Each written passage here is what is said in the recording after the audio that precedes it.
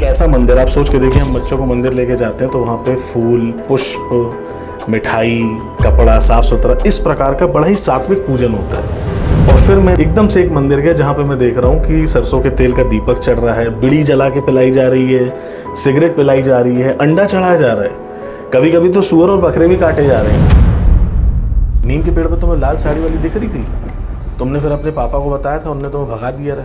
हाँ, बात तो सही ऐसा हुआ था। अच्छा, तुम उस दिन हाई कोर्ट के वहाँ गए थे तो वो जो मदारी डांस कर रहा था, तुम्हें उसका बंदर पीछा कर रहा था। मैंने हाँ, बोले तुम्हारे कंधे पे चढ़ गया था। बोले तो राम मेरा दोस्त है, मेरे स्कूल में आता था मेरे साथ। बोले राम को तुमने बताया, उसको बंदर नहीं दिख रहा था, तुम्हारे कंधे पे था। मैंने कहा मतलब ये मैं आपको एक दो बातें बता रहा हूँ, ऐसी उन्होंने तमाम बातें मुझे ऐसी बताई जिसपे मैं सिर्फ भरोसा कर सकता हूँ क्योंकि मेरे साथ हुआ है और अन्य किसी व्यक्ति को बात पता नहीं।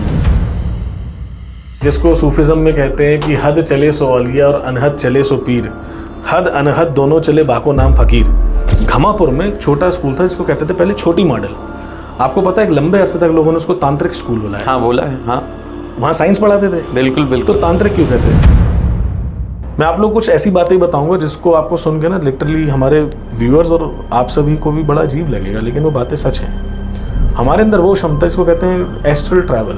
वहाँ के लोगों ने भारत के जो यहाँ पे स्पेस रिसर्च सेंटर था, मेरे ख्याल DRDO या इसरो को कांटेक्ट करके बोला कि आपके यहाँ का एक बंदा है जो बिना किसी स्पेस सूट वगैरह के हमें ऊपर मिला है स्पेस में। तो वशीकरण का मतलब ये नहीं किसी को वश में कर लेना, कोई आपके वशीभूत हो जाएगा, आप उसको ऑर्डर करोगे, कमांड करोगे और वो आपका दास बन के उसको फॉलो करेगा। That's not वशीकरण। वशीकरण का मतलब ये होता है किसी के दिमाग के ऊपर एक कंट्रोल मैकेनिज्म सेटअप करना। ये तो विद्या है, इसको षड कर्म कहते हैं या विचार कर्म कहते हैं। मारण, मोहन, उच्चाटन, वशीकरण, स्तंभन, विद्वेषण, शांति कर्म या अन्य मोहिनी होता है, इसमें आकर्षण भी आता है, ऐसे बहुत सारे हैं। तंत्र हर व्यक्ति पर काम करता है। जैसे फायर है, अग्नि है, तंत्र उसी तरह है। आप इससे चाहे अपने घर में दीपक जलाएं, चाहे किसी घर जला दें, ये तो आपके ऊपर है। तो ये है तंत्र विद्या से जुड़े हमारे पॉडकास्ट का पार्ट 2। अगर आपने अभी भी हमारा पार्ट 1 नहीं देखा है तो अभी डिस्क्रिप्शन पर दिए गए लिंक पर क्लिक कर सकते हैं या फिर आई बटन पर क्लिक करके देख सकते हैं। आप हमारे पॉडकास्ट के इस पार्ट 2 तक आ चुके हैं, इसका मतलब है आपको हमारी ये सीरीज़ पसंद आ रही है। तो इसी तरह हमारे इस सीरीज़ को, इस एपिसोड को भी प्यार देते रहिए। अगर आपने अभी भी हमारे चैनल को सब्सक्राइब नहीं किया है तो सब्सक्राइब कर लीजिए और बेल आइकन ज़रूर प्रेस कर दीजिए ताकि आगे आने वाले अपडेट्स और इस तरह के इंटरेस्टिंग वीडियोज़ और पॉडकास्ट की लिंक आपको समय पर मिल सके। तो उनको थोड़ा बहुत शक हुआ कई बार कि कुछ तो मामला अलग है। कभी कभी बिहेवियर में ना एक सडन चेंज आता है। उनके हस्बैंड को ये लगा शादी के बाद, जब ये मतलब, और ये लंबा अरसा हो चुका है। ये कहानी घटना 17-18 साल की है और उसके बाद शादी जब इनकी हुई तो इनकी उम्र मतलब 32-33 के आसपास रही होगी। मैं एक रफ आइडिया बता रहा हूँ, एग्जैक्ट मुझे नहीं पता। तो लंबा अरसा बीत गया उसमें, 12-15 साल कम से कम। किसी को समझ में ही नहीं आया। मेरे उनको बहुत जगह लेके गए, कई दरगाहों पे, कई बड़े बड़े मंदिरों में, और मतलब वो ऐसी जगहों पे ले गए थे जहाँ पे कई लोग ठीक हुए हैं, कई लोग इस चीज़ में माने हुए हैं। वहाँ पे भी कभी हाज़िरी नहीं होती थी। तो उनको मतलब थक हार के मानना पड़ा कि शायद ये मेरी कोई मति भ्रम है, ऐसा कुछ है नहीं। फिर जब झटके से ये घटना घटी तो उनको लगा कि नहीं यार, मेरा मति भ्रम तो नहीं था, बात तो ठीक है। और वहाँ प्रकटीकरण उनका हुआ और वो आज मतलब वो बहुत ज़्यादा प्रॉब्लमैटिक था। वो जो कहानी थी उसको बहुत प्रयास किया हमने। 100 रुपए की परेशानी अभी 1 रुपए की है उनकी, बट वो ख़त्म नहीं है। अभी है वो परेशानी, अभी भी है वो परेशानी, बट 1 रुपए की है। और वो शायद इसलिए उसका कारण ये कि तंत्र के भी मूल सिद्धांत जो है, लॉ इसमें भी है तो सब प्रकृति की संरचना जी। इनका जब गठजोड़ हुआ, जब विवाह हुआ, तब भी वो उनके शरीर में प्रविष्ट थी। तो शक्ति का विवाह भी मेरे अंकल से हो गया। उसका जब उन्होंने गर्भ धारण किया तो उनका जो आज मेरा भाई है, जो उनका पुत्र है, तो वो उस मेरी आंटी का भी पुत्र और उनके साथ जो उनकी सहचरी है, जो उनकी सहपाठी की शक्ति है, उसका भी पुत्र है, क्योंकि वो उनके शरीर में थी। तो अब आप एक माँ को उसके बेटे से कैसे दूर करोगे? ये तंत्र के लिए भी असंभव के समान है। मतलब आपको बताऊं, मेहंदीपुर बालाजी राजस्थान का बहुत माना जाना मंदिर है, वो वहाँ से वापस आ गई। गया में उनका तर्पण हुआ, कोई उपाय नहीं। ये सब बाद में जब ये प्रगटीकरण होगा उसके बाद ये उपाय हुए। नाना प्रकार की दरगाहों पे कई मुल्ला, ओझा, पंडित, सोखा बड़े आजमाए, वो उठा के फेंक देती रही, मार झपड़ के कईयों की दाढ़ी नोच ली, वैसा। सिर्फ मेरे अलावा मतलब जब मैं, क्योंकि मैं फिर उसके बाद थोड़े समय बाद वहाँ पे मैंने प्रयास किया, फिर मेरे घर वालों ने मुझे, क्योंकि उनके लिए बहुत पहला अनुभव था ये, वो डर गए, उन्होंने बोला तुम इन सब चक्कर में मत पड़ो भैया। उनके हिसाब से ये था कि बच्चे को, क्योंकि मंत्र करता है तो मंत्र की शक्ति से जागृत हो गई है, पर इस बच्चे को तो आता जाता कुछ है नहीं, इसके ऊपर भारी पड़ जाएगा केस। तो उनने मुझे उसमें इंटरवीन नहीं करने दिया शुरुआत में। बाद में तो फिर मैंने काफ़ी उसमें मतलब it was subject for me to explore. मेरे को तो रिसर्च के लिए एक विषय चाहिए था। हमारे परिवार के एक हैं, मतलब दादाजी हैं, उन्होंने काफ़ी उनका इलाज किया और थोड़ा बहुत हमने भी सहयोग किया। उनकी परेशानी मतलब लगभग 1 रुपये के समान है, 1% बची, बट है वो ख़त्म नहीं हुई। ये पहला किस्सा था जहाँ मेरे घर वालों को लगा कि नहीं कुछ तो अजीब है। उसके बाद और भी, मतलब जब मैं दिल्ली गया था तो मेरे परिवार की दूसरी सदस्य थी, तो उनके साथ भी मतलब घर में कुछ ऐसे केस हो गए थे ना जिनको बिना किसी ऐसी शिक्षा दीक्षा के ईश्वरी कृपा से ठीक हो गए वो लोग। आपको सब्जेक्ट मिलते जा रहे थे? सब्जेक्ट मिलते जा रहे थे एक्सप्लोर करने के लिए। मेरे पास विषय थे। एक साधक को ना विषय चाहिए। आप कुछ भी स्टडी कर लो, जब तक टेस्ट नहीं करोगे तो कैसे पता चलेगा। तो हमको महाराज ने विषय दी, मेरे गुरु ने सिखाया। तो फिर घर वालों को लगा कि नहीं कुछ तो खेल है, बट बहुत डरते थे मेरे घर वाले। उनको ये डर लगता था कि कहीं ये इन सब चक्करों में निकल ना जाए, क्योंकि मैंने आपको बताया कि हमारे मोहल्ले में सब बहुत नॉमिनल सी बातें थी कि कोई रात में वो खिचड़ी बना के ले गया शमशान में पूजा करने और सुबह आया ही नहीं, वहीं सीताराम हो गया उसका। तो उनका, इसलिए मैं उनसे बताता नहीं था, बट मेरी स्टडी जारी थी। मैं जिस भी ऑफिस में रहा हूँ, मैंने 5 बड़ी बड़ी कंपनीज में जॉब की है। सब जगह आज भी अगर कोई मेरे बारे में पूछेगा तो लोग मेरे काम की वजह से मुझे कम जानते हैं, मेरे इन चीज़ों की वजह से ज़्यादा जानते हैं कि अरे, इनफैक्ट मतलब मेरे एक ऑफिस में मुझे साधु बुलाया जाता था। मेरे बर्थडे, मेरी फ़ोटो भी उसमें, मैं केक काट रहा हूँ, उसमें साधु लिखा हुआ है। बड़ी मतलब बड़ी करीब है मेरे दिल के फ़ोटो वो। इसलिए बोलते थे क्योंकि मैं अजीब था। ऐसी चीज़ें मैं अट्रैक्ट, मतलब जो भी इस फील्ड का होता है ना, तो वो अट्रैक्ट करता है। ऐसे कुछ भी, और आप 1000-2000 लोगों के बीच में काम कर रहे हैं, कोई छोटा मोटा कार्यालय तो है नहीं। मैं 3 कंपनियों के नाम जानता हूँ जो मैंने लिए थे शुरू में, आपने 5 बताई। मैं आपको बताऊं, वैसे तो शुरुआत में जब मैं गया तो मैंने ऐसे छोटी मोटी बहुत सारे कॉल सेंटर वगैरह में जॉब करी। 3-4 महीने में ऐसे एक्सप्लोर कर रहा था, तो उनको तो मैं कंसिडर नहीं करता हूँ। मेरी पहली जो बड़ी कंपनी थी वो थी बार्कलेस, नोएडा में थी। उसके बाद मैंने एप्पल के लिए काम किया गुड़गांव में। उसके बाद मैंने गूगल के लिए काम किया। उसके बाद फिर मैंने ऑप्टम के लिए काम किया। Optum is a sister concern of United health group, जो दुनिया की सबसे बड़ी हेल्थ इंश्योरेंस कंपनी है, अमेरिका की है। उसके बाद फिर मैंने एयरबीएनबी के लिए काम किया, जो अकोमोडेशन में वर्ल्ड लीडर है। तो ये 5 मोटी मोटी कंपनियाँ। और उसके बाद फिर अभी मैं महाराज की नौकरी कर, मैं अपने गुरु की नौकरी कर रहा हूँ अभी। अब आप पूरी तरह से फुल टाइमर अगर कहें, आप हाँ, तंत्र साधक हैं? हाँ, मैं full timer. Astrology, numerology, psychic reading, तंत्र ही है सब, मतलब नाम अलग अलग हैं, बट हाँ तंत्र साधक ही हूँ मैं फुल टाइम। अब मैं पूरा समय इसमें दे पाता हूँ गुरु कृपा से। तो ये जितनी भी कंपनीज मैंने काम किया, तो मतलब ऐसे विषय मिलते रहे। कहीं ना कहीं कुछ लोगों से संवाद करना बहुत नॉमिनल था मेरे। जब किसी को पता चलता है कि आप एस्ट्रोलॉजर हैं, कुछ भी हैं, तो लोग चाहते हैं आपसे बात करना, राइट, कि थोड़ा सा ये बता दीजिए, ऐसी प्रॉब्लम आ रही है, वो परेशानियाँ तो हम सभी के जीवन में है। भले ही कोई व्यक्ति उसे हल कर पाए ना कर पाए, लेकिन सामने वाले को एक दिशा, एक होप, एक उम्मीद जाग जाती है कि शायद ये कुछ बता दें, और जिज्ञासा की तो पूर्ति होती है। तो बैठते थे लोग, बात करते थे। और फिर क्योंकि आप एक लंबा अरसा 3-3 साढ़े 3-3 साल अगर बिता रहे हैं, तो ऐसा होता था कि किसी की शादी नहीं हो रही, मान लीजिए, आपने उपाय बताया, शादी भी हो गई, बच्चे भी हो गए, तो लोगों का बड़ा विश्वास हो गया था।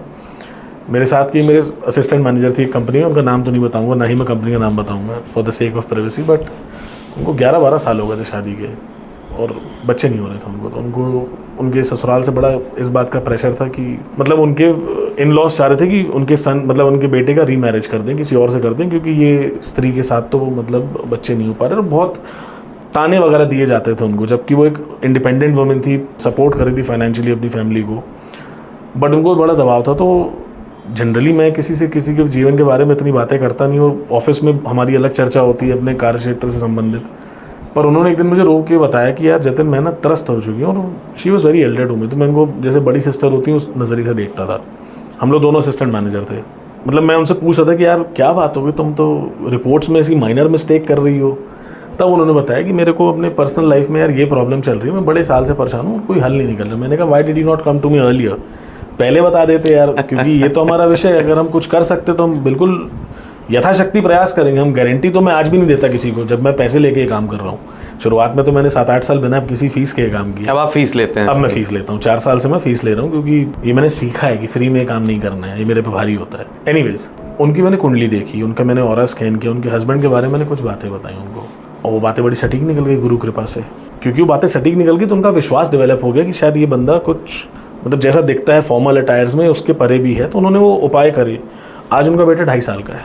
तो ये सब आप जब उसी डिपार्टमेंट में काम कर रहे हैं और ये घटनाएं होती है ना, तो बड़ा प्रभाव होता है। मतलब हमने वो दौर देखा है भैया जहाँ पे 60-60 लोग मंत्र मुग्ध 2.5 घंटे सत्संग चल रहा है। ये बड़े बड़े कॉर्पोरेट जिनके नाम बताऊँ मैं, इन्हीं कंपनीज़ में, और मैं कोई संवाद कर रहा हूँ या तंत्र पे या किसी शास्त्र की कुछ कहानियों को लेकर या जो भी ऐसे विषय होते हैं जिनमें मेरी रुचि है, और 70-70, 80-80 लोग जो IIT, IIM, फलाना ढिकाना, पाश्चात्य जगत के भी कुछ तो जी, और वो भी सुन रहे हैं वहाँ पे। और 2.5 घंटे सत्संग हमने कॉर्पोरेट्स में किया है तंत्र पे, अलग अलग विषयों पे, सनातन संप्रदाय पे, तंत्र पे, धर्म पे, जो कहानियाँ होती माइथोलॉजी से रिलेटेड। तो ये हमेशा से मतलब मेरी पहचान का एक बहुत बड़ा हिस्सा रहा है, और लोग मुझे जानते थे इसके लिए। दूसरे विभाग के लोग आते थे जिनसे मेरा मिलना जुलना नहीं, वो भी कई बार आते थे कि अरे यार वो थोड़ा सा एक केस है वो देख लो गया। तो ये होता था। I have always been passionate about it. मतलब मैं मंडे टू फ्राइडे अपना नौकरी करता था, इसमें भी बीच में जो समय मिलता था तो पूजा पाठ अपनी साधना तो चलती थी, बाकी सैटरडे संडे मैं फुल टाइम इसी पे रिसर्च करता था। मुझे लगता है कि शायद मैं अगर एक चीज़ मेरे जीवन में कांस्टेंट चली है अपार्ट फ्रॉम एवरीथिंग, मैंने बहुत कुछ लाइफ में अप्स एंड डाउन्स देखे, बहुत कुछ सीखा। गुरु कृपा से बहुत सारी फील्ड मैंने एक्सप्लोर करी है। ये 5 कंपनी सब अलग अलग विषय पे काम करती हैं बाय द वे। इसमें एक बैंक है, एक है तो वो इलेक्ट्रॉनिक्स मैन्युफैक्चरिंग में है, डिजिटल में है, एक है तो कंटेंट में है, उसका बाद एक हेल्थ इंश्योरेंस है, एक है एकोमोडेशन में है। तो वैविध्य बहुत तगड़ा मिला। मैंने आपको बताया वैविध्य मुझे पसंद है। और बचपन से जो आपकी रिक्वायरमेंट थी वो थी कि भाई ये जो अभाव है, हाँ, इसको पूरा करें, ये समाप्त हो जाए। ये तो बहुत जल्दी समाप्त हो गया। तो ये समाप्त हो गया। मुझे लगता है कि मेरे बहुत बड़े सपने मेरे थे नहीं देखिए कभी भी। मेरे को ऐसा नहीं था कि मुझे कोई 4-5 करोड़ की कार चाहिए या 10-25 करोड़ का बंगला चाहिए, 18 कमरे वाला, 20 कमरे। हरी कृपा से संतोष जीवन में रहा है। Basic requirements. माता पिता ने यही सिखाया कि बेटा ईमानदारी का पैसा लाना, घर में गड़बड़ काम करके मत लाना, और घर में ना सुख होना ज़रूरी है। बड़ा मकान हो और सुख ना हो तो उससे कोई फ़ायदा नहीं है। तो छोटी कार, छोटा घर, थोड़े बहुत पैसे इतने कि कभी माँ बाप अगर या परिवार में कोई बीमार हो जाए, कोई इमरजेंसी आ जाए तो आपको हाथ फैलाने ना पड़े। और ये मैं बहुत जल्दी, क्योंकि my career progressed quite well. मतलब मैं 18 में मैंने काम करना शुरू किया था, 19 में मैं प्रमोट हो गया था, मैं टीम लीडर बन चुका था। I was the youngest assistant manager pan Indian Apple. I was the youngest TL in Barclays. 19 साल में टीम लीडर था। मेरे पास 35 लोगों की टीम थी, उसमें एक भी मेरी उम्र का नहीं था। सब मुझसे 5-5, 10-10 साल ऊपर। आपको मैं कुछ फोटोज जो मैंने पहले भी दिखाई थी, तो मेरे आप अगर साथ के सहकर्मियों को देखोगे 10-10, 12-12 साल मेरे से उम्र में बड़े थे वो। और ये कुछ मतलब कंपटीशन भी बड़ा हाई था, बट पता नहीं क्या तो भी था। मेरे पास कोई ऐसी कला भी नहीं। मैं 12वीं पास बच्चा। मतलब कई लोगों को मैं बात बताता हूँ ना तो उनको विश्वास भी नहीं होता, बड़ी अजीब लगती है बात। तो मुझे भी कभी कभी विश्वास नहीं होता। मुझे लगता है जैसे कोई पिक्चर देख रहा हूँ, मेरी लाइफ ऐसी है। ग्रेजुएशन मैंने करा है सिक्किम मणिपाल से, वो भी डिस्टेंस लर्निंग। 12th तक आपने यहाँ जबलपुर में पढ़ाई की थी? तो मैं ICSC में पढ़ाऊँगा, क्राइस्ट चर्च में। क्राइस्ट चर्च का जो कोविड वाला स्कूल है उसमें पढ़ाऊँगा, ये तैयब अली के सामने वाला जो है। और उसके बाद जॉब करे साथ साथ मैंने ऐसा कोरेस्पोंडेंस का कोर्स कर लिया। MBA का भी मैंने पेपर लिया था, लेकिन मैं उसको 2 सेमेस्टर के बाद मैं कंप्लीट नहीं कर पाया। बट गुरु कृपा से मुझे कभी भी ये एकेडमिक्स ने ना मेरे को रोका नहीं। डिग्री जो है प्रतिभा के आड़े नहीं आ पाई, क्योंकि हमने 20-20 घंटे भी काम किया ऑफिस में। पूरे विंडो 22 घंटे मैंने काम किया, और ऐसा नहीं, निरंतर 70-70 दिन बिना छुट्टी के मैंने काम किया है। क्योंकि मुझे भूख बहुत ज़्यादा लगी थी, पेट में मेरे को आग लग रही थी, तो मुझे खाना चाहिए था। तो जब आप काम करके सीखते हो तो वो फिर, जैसे मैं ऑपरेशंस में था, तो गुरु कृपा से जब मैं खुद, मेरे पास MBA की डिग्री नहीं थी, बट मैं 3 से 4 साल दिल्ली में बहुत बड़े फेमस संस्थानों में as a guest faculty, as an industry expert बच्चों के वाइवा कंडक्ट करने, MBA स्टूडेंट्स के कंडक्ट करने जाता था। जब मैं छोड़ के भी यहाँ आया हूँ तब भी मुझे अभी भी कई बार आता था, उनको बताना पड़ता है कि नहीं, अब मेरा शहर बदल चुका है, मैं नहीं आ सकता। Fortune institute of international business बहुत बड़ा, उन्होंने मुझे काफ़ी सम्मानित किया। उनके साथ में 4-4.5 साल लगातार जुड़ा रहा। उनके जितने भी MBA में जो ऑपरेशंस के, जिनका मेजर सब्जेक्ट या माइनर सब्जेक्ट ऑपरेशंस है, तो उसमें रूल्स होते हैं। मतलब भारत में जो हमारा सिस्टम है उसके अकॉर्डिंग आपको इंडस्ट्री एक्सपर्ट्स के हर सेमेस्टर में 6 घंटे के लेक्चर कराने ज़रूरी हैं, और वाइवा कंडक्ट करते वक्त एक टीचर के साथ एक इंडस्ट्री एक्सपर्ट होना चाहिए. So for operations I used to be there. और वहाँ पे मैं हायरिंग के लिए हम जाते थे अपने ऑर्गेनाइजेशन से, तो उन्होंने हमको ही बुला लिया था. तो वहाँ पे जो उनके डीन साहब थे, चतुर्वेदी सर, उनका पूरा नाम तो याद नहीं आ रहा, एक बार वो चमक गए. उन्होंने मुझसे पूछा कि तुमने MBA कहाँ से किया. मैंने कहा मैंने तो MBA किया ही नहीं है. बोले क्या बात कर रहे हो. बोले किसी को बताना मत, बच्चों को पता चल गया तो हमारा नाम खराब हो जाएगा. मैंने कहा सर वो तो ठीक है, लेकिन आप खड़ा कर दो मेरे आगे कोई भी MBA वाला, क्योंकि जो 6 सिग्मा तुम लोगों को टेबल में पढ़ाते हो ना, वो मैं करता हूँ. हम वो पन्नों पर प्रूफ करके दिखाते हैं कि 1 मिलियन अपॉर्चुनिटी में 3.14 से ज़्यादा एरर नहीं मिल सकता. That's called 6 sigma. That's the kind of efficiency we drive in operation. जो फ्लाइट्स वगैरह में या जो इसमें होता है कि अगर उसका संबंध ये है, 6 सिग्मा मतलब, थोड़ा रेफरेंस दे देता हूँ जिनको नहीं पता, कि अगर 10 लाख चांसेस हैं, अपॉर्चुनिटी हैं कि जहाँ पे गलती की जा सकती है, 10 लाख में अगर आप 3.14 गलतियाँ बस कर रहे हो तो आप 6 सिग्मा लेवल की एफिशिएंसी पे हो. ऑपरेशंस में आप एफिशिएंसी पे ही काम करते हो, कॉस्ट और बजट के अकॉर्डिंग. तो हम उस लेवल पे काम करके दिखाते थे. ये बच्चों को पढ़ाया जाता था. तो मैंने कहा यार मैंने करके सीखा, तुम पढ़ा के बच्चों को सिखा रहे हो, मैंने करा हुआ, तो I can tell it very well to the people. तो वो मतलब कभी आड़े नहीं आया. तो काफ़ी अच्छी मेरा प्रोग्रेस रहा. मैं किसी भी कंपनी में मैंने बहुत लंबा समय नहीं दिया, साल, 1.5 साल, 2 साल. मतलब मेरा या तो मैं कंपनी छोड़ देता था तो दूसरी जगह ऊपर लेवल पे जाऊँ, या तो सेम कंपनी में हूँ तो मेरा प्रमोशन हो जाता था. ये एक बड़ा रीज़न रहा है कि पॉडकास्ट के शुरू में मैंने कहा था कि पढ़ा लिखा तंत्र साधक आज हमारे पॉडकास्ट में है. पढ़ा लिखा और कॉर्पोरेट से भी आया हुआ. डिग्रीज मेरे पास नहीं है, बट मैंने काम सीखा है. मतलब मुझे लगता है मुझे बहुत अच्छे गुरुजन मिले मेरे. मैं उन बावरे लोगों में से हूँ जो अपने पहले मैनेजर की फ़ोटो अपने वॉलेट में रखता है. वाह. क्योंकि ही वॉज माई गॉडफादर. मेरे जीवन मेरे को लगता है बस एक ही बात थी कि मेरे को डिफिडेंस बहुत ज़्यादा था. जब मैं नया नया गया तो बार्कलेज में, वहाँ पे कोई ऑस्ट्रेलिया से MBA करके आया हुआ है, कोई UK से आया है, कोई जर्मनी से आया हुआ है, कोई यहाँ है. बिकॉज बार्कलेज में जो मैं काम करता था वो बहुत बड़ा काम था. करते हम फ़ोन पे एक प्रकार से कस्टमर सर्विस ही थे, बट वो बिजनेस बैंकिंग था. तो वहाँ पे आपके सामने जो बंदा बैठा हो सकता है कि वो $50 मिलियन की कंपनी में लेके बैठा है. राइट. बिजनेस अकाउंट्स को आप हैंडल कर रहे हो. उनका क्रेडिट एनालिसिस हमें करना सिखाया था. साल भर की तो ट्रेनिंग होती थी. तो वहाँ पे बहुत प्रोफिशिएंट लोग थे. ये मेरा लक था कि मैं पता नहीं कैसे सिलेक्ट हो गया. मुझे आज भी भरोसा नहीं होता, मेरे मैनेजर को भरोसा नहीं होता था कि उसने मुझे कैसे सिलेक्ट किया. तो इसके पीछे कहीं तंत्र तो नहीं है? नहीं, इसके पीछे तो कोई तंत्र नहीं था. मैंने कभी भी अपने लिए तंत्र का इस्तेमाल उतना ज़्यादा नहीं करा. होता ही नहीं है. एक्चुअली ये तंत्र में भी विज्ञान है. सिद्धि आपके पास, मतलब ये तो सिद्धि तो बहुत बड़ा शब्द है, लेकिन तंत्र में कुछ भी उपलब्धि है तो वो आप अपने लिए और अपने परिवार के लिए उपयोग में नहीं ला सकते. तो हमारी जो ऑडियंस है उनके लिए आप बताइए सरल शब्दों में, तंत्र है क्या एक्चुअली?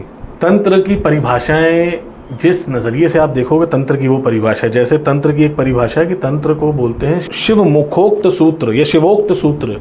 शिव के मुख से निकला वचन भी तंत्र है. तंत्र की जो टेक्स्ट बुक डेफिनेशन है उसका मतलब होता है व्यवस्था. जैसे प्रजातंत्र, राजतंत्र, लोकतंत्र, एक व्यवस्था, एक अरेंजमेंट. तंत्र को अगर आप शब्द बीज के अर्थात में देखोगे तो तन का मतलब होता है फैलाव और त्र का मतलब होता है विदाउट एनी रिस्ट्रिक्शन, बिना किसी बंधन के. तंत्र वो प्रक्रिया है जिसमें व्यक्ति मध्य में खड़ा होके अपने जीवन का जो द्वंद्व है, संसार सब कुछ द्वंद्व में प्रकट हुआ है, नर मादा, सही गलत, अच्छा बुरा, लंबा छोटा, राइट, मध्य में खड़े होके इतना फैलाव में चला जाए कि वो द्वंद्व को समाप्त कर दे और अद्वैत की अवस्था में आ जाए. यानी एक आम व्यक्ति अगर देखा जाए जीवन में, या तो वो अच्छा बन पाता है या तो बुरा बन पाता है, या तो अमीर बन पाता है या तो गरीब बन पाता है. तंत्र व्यक्ति को वो क्षमता देती है कि वो एक ही स्थान पर रहेगा, मध्य में ही रहेगा और फैलाव इतना कर लेगा कि वो अच्छा बुरा, अमीर गरीब, सही गलत, नर मादा, इन सब के बंधन से परे निकल जाए. जिसको अगर फिलॉसफी की भाषा में कहें तो गीता में श्री कृष्ण ने जिसको स्थित प्रज्ञ की अवस्था कही है, जिसको मान सम्मान अपमान से कोई फर्क ना पड़े. कोई आपको गुरुजी चरणों में गिर जाए तो आप इतने अहंकारी ना हो जाओ, क्योंकि अच्छाई भी फंसाती है. अच्छाई आपको अहंकार में फंसाती है, बुराई आपको ग्लानि में फंसाती है, और वहीं किसी ने अगर थप्पड़ मार दिया तो आपको दुख हो जाएगा. तो सम्मान से भी ना फंसो, अपमान से भी ना फंसो. क्योंकि तंत्र में भी बहुत सारे विषय, दत्त महाराज हमारे भिक्षुक भाव के साधक हैं, तो जो हमने उनसे सीखा है वो तंत्र ये है कि आपको फैलाव देता है स्थिरता के साथ. और दुनिया जो तंत्र को देखती है उनको चमक दिखता है, चमत्कार दिखता है, कौतुक दिखता है, इंद्रजाल, मायाजाल, जो अभिचार कर्म हैं ज़्यादातर, मारण मोहन उच्चाटन वशीकरण स्तंभन विद्वेषण शांति कर्म, यही देखते हैं लोगों को. ये तंत्र का 0.1% भी नहीं है. तंत्र का मूल उद्देश्य है व्यक्ति का जीवन मुक्त हो जाना. व्यक्ति का द्वंद्व से मुक्ति हो जाना। इसी को बुद्ध ने मध्यम मार्ग कहा है। वो बुद्ध बोधिसत्व जो है वही स्थित प्रज्ञ है। महावीर ने इसे अरिहंत कहा है। हम लोग जिस रास्ते पे चलते हैं इसको हम अवधूत कह देते हैं। शब्द सबके अलग अलग हैं। इसमें जो गुरु नानक देव जी की वाणी से निकला हुआ है, सिखिज्म में इसको खालसा कह देते हैं। शब्द वही है। आप फिलॉसफी अगर पकड़ेंगे तो फिलॉसफी सभी ने मध्य में लाने को कहा है कि एकांगे मत हो जाओ। और तंत्र का मूल सिद्धांत जो पुरुष प्रकृति से चलता है, शिव शक्ति के बीच का संवाद है। तो शिव आपके पुरुष तत्व जो है, I am not talking about a personality या पर्सन एज अ ह्यूमन, पुरुष एक एट्रीब्यूट्स हैं, ये कुछ पहचान है, ये एक बिहेवियर पैटर्न्स हैं, ये एलिमेंटल्स हैं, ये तत्व है। एक जगह इकट्ठा रहना, अडिग रहना, ये पुरुष स्वभाव है। बह जाना, साइक्लिक रहना, ये प्रकृति का स्वभाव है। तो ये दोनों चीज़ें इंसान को परस्पर अपने अंदर उलझा के रखती हैं और यही माया का जाल है। व्यक्ति जब इन दोनों को दूर खड़े होकर मध्य में आके उस अवस्था में पहुंच जाए कि वो ना पुरुष के बंधन में ना रहे, प्रकृति में रहे, और ना होते हुए भी दोनों को अनुभूति प्राप्त कर सके। ये वैसी वाली बात है कि ना भूल सको ना याद करो, कुछ ऐसी मुराद करो। क्या बात है। जिसको सूफिज्म में कहते हैं कि हद चले सो औलिया और अनहद चले सो पीर, हद अनहद दोनों चले बाको नाम फकीर। तो ये फकीरों की कहानी है। दत्त महाराज हमारे भिक्षुक भाव के, ये तीनों लोगों के स्वामी हैं लेकिन भिक्षा मांग के खाते हैं।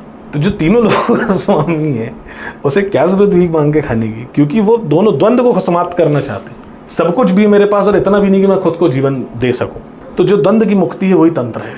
अगर इसको आप अपनी आध्यात्मिक उन्नति के दृष्टिकोण से देख रहे हैं, सिद्धि रिद्धियों और माया जाल में फंसना चाह रहे हैं, तो ये एक बहुत पावरफुल टूल है। इसको आप एक इंस्ट्रूमेंट समझ सकते हैं, एक हथियार की तरह देख सकते हैं, और चलता बहुत तीव्र है। इसमें लोगों का जिज्ञासा और इसमें आकर्षण होने का कारण ही यही है कि ये दो धारी तलवार है।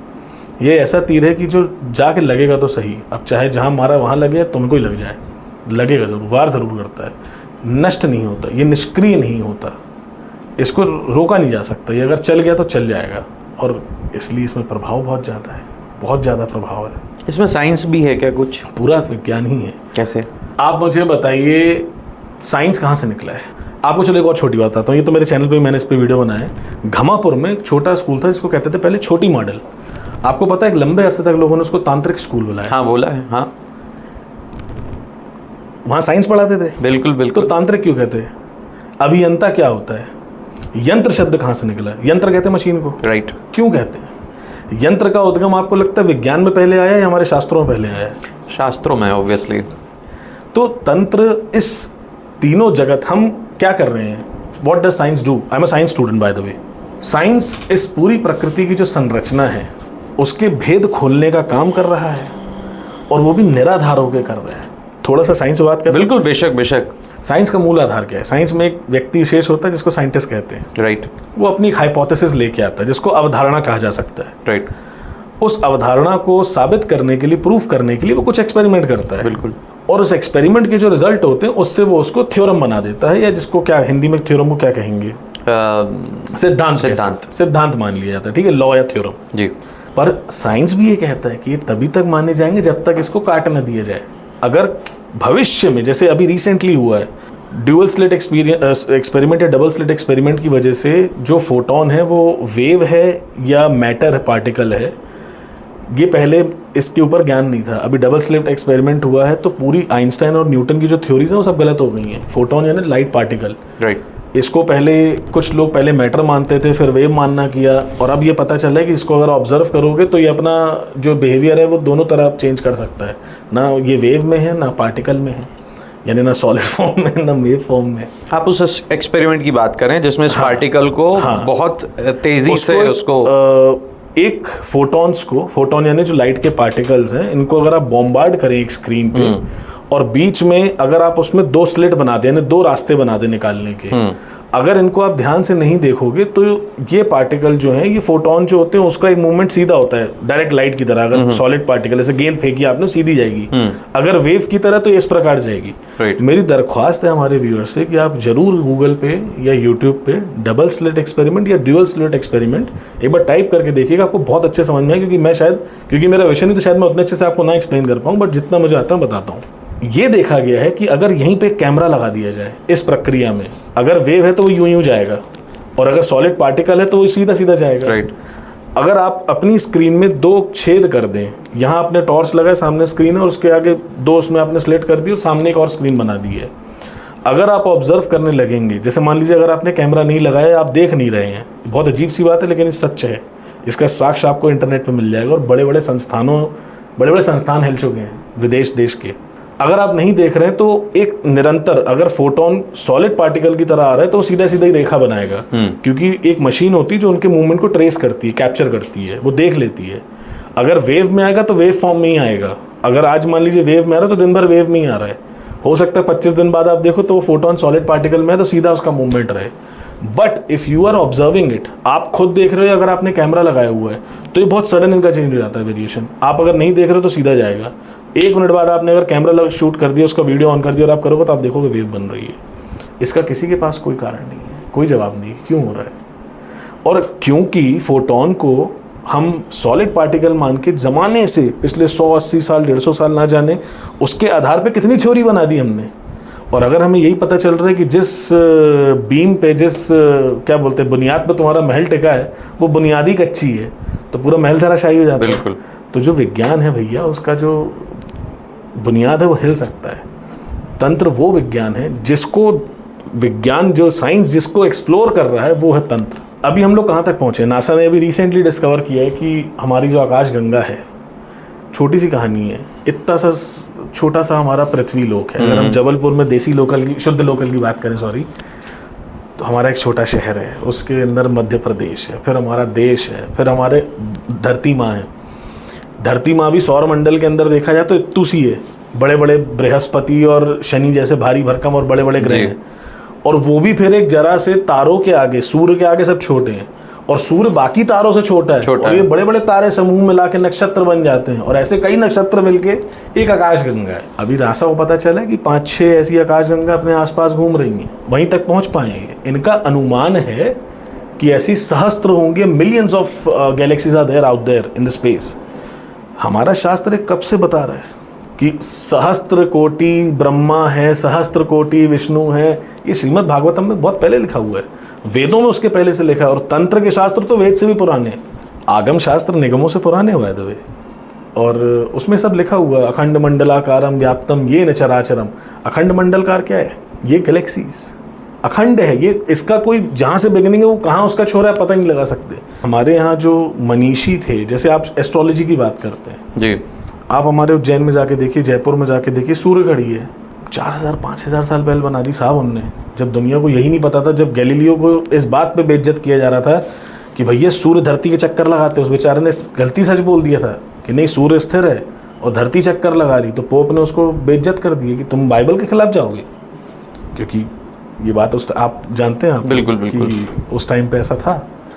उसको माफ़ीनामा लिखना पड़ गया बेचारे को, बाद में जिसको करेक्ट करा, खैर, क्योंकि जो यथार्थ है उसको तो बदल नहीं सकते।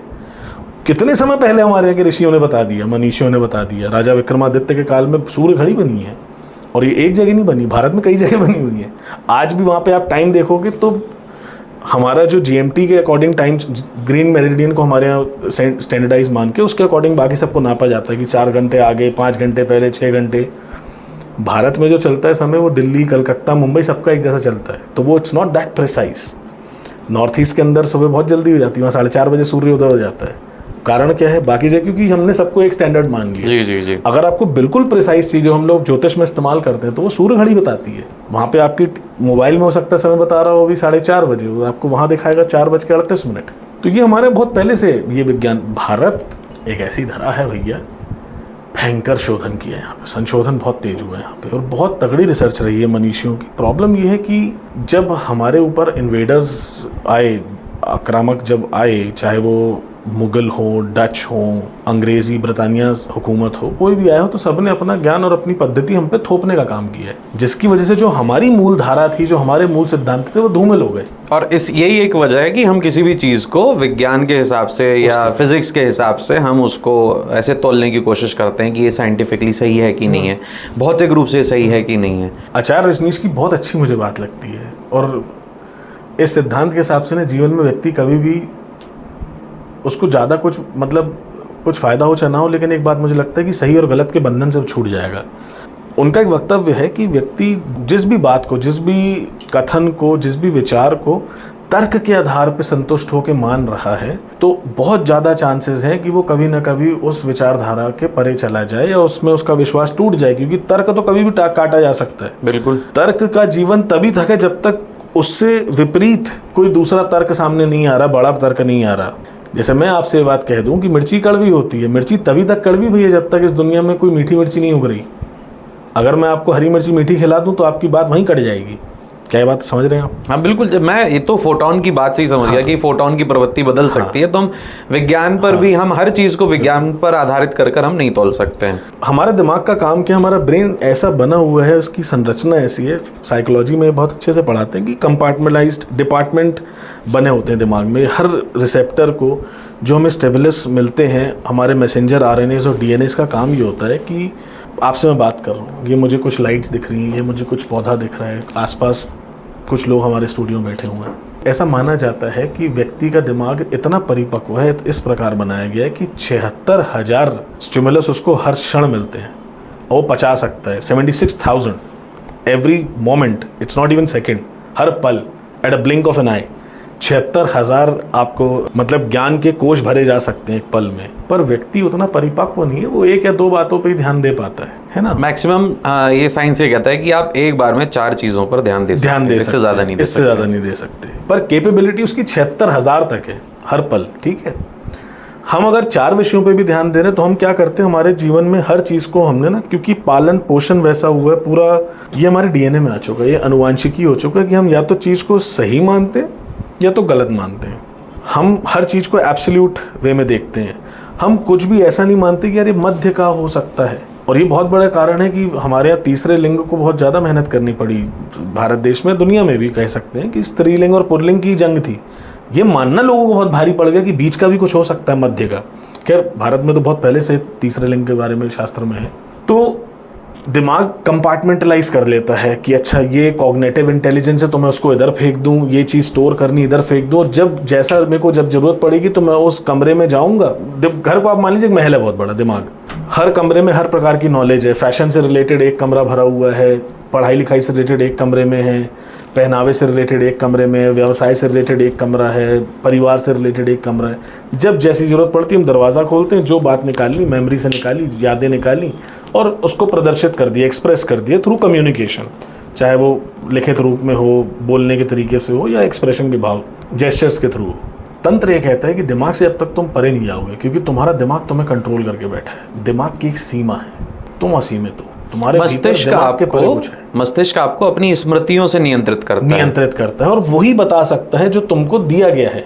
It is like machine learning model. जैसे आजकल एआई है, तो एआई में भी जैसे हम देखते हैं चैट जीपीटी, उसका एक लिमिटेशन है, 2021 तक उस बेचारे को ट्रेन किया गया। तो 2022 की जो घटना वो बात नहीं कर सकता, वो 2023 की जो घटना है उस पर बात नहीं कर सकता, 21 तक उसको ट्रेन किया गया। That's how our mind works. उसको जितना पिला दिया ज्ञान उतना ही वो देख समझ पाएगा, कर पाएगा।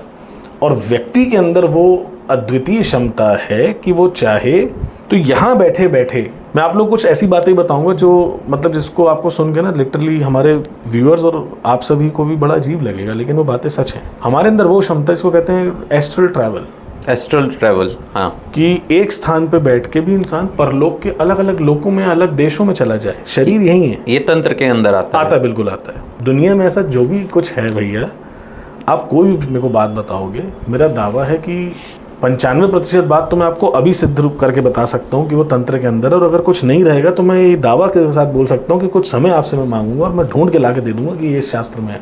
तंत्र बहुत विशाल है, बहुत विशाल है। हज़ारों करोड़ों साल से इसके ऊपर रिसर्च चल रही है और एक से एक मनीषियों ने और एक से एक सिद्धों ने इस पर काम किया है। आपको मैं एक छोटा सा किस्सा बताता हूँ, ये आपको हिला के रख देगा। और ये मैं इसलिए बता रहा हूँ क्योंकि इस चीज़ को सब्सटैंशिएट किया जा सकता है।